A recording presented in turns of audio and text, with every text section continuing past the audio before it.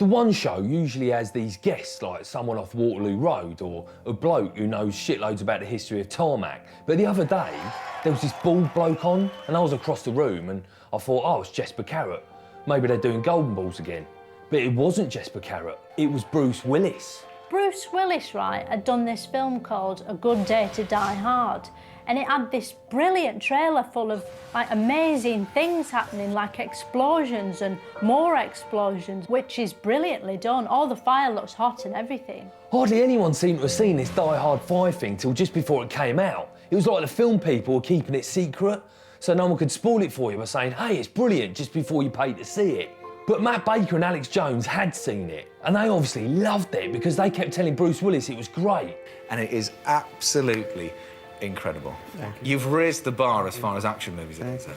Bruce Willis seemed sort of humble about how good he knew the film was. Like he could hardly talk about it, it was so humble. And it has that Die Hard oomph to it, so... Seriously, he was so torn up with pride, he just had to look at the floor and hardly say anything. Like when they asked if his daughters had seen it. Have the girls seen the film? Like you could see in his eyes, he was really proud of this film.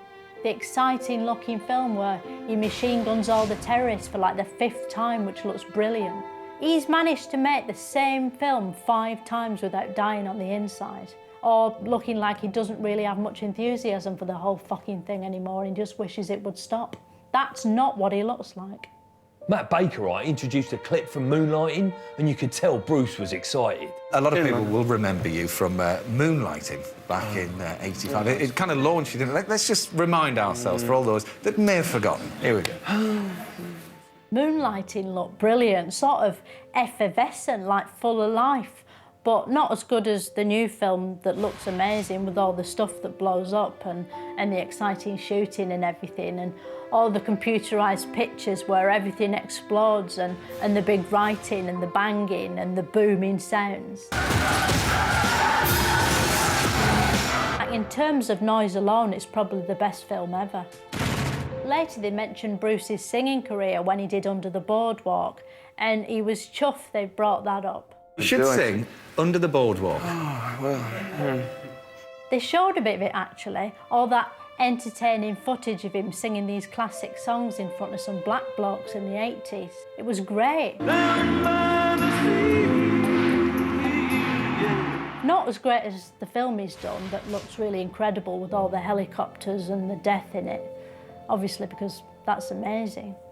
Then he sort of made a sound with a harmonica and got a nice round of applause.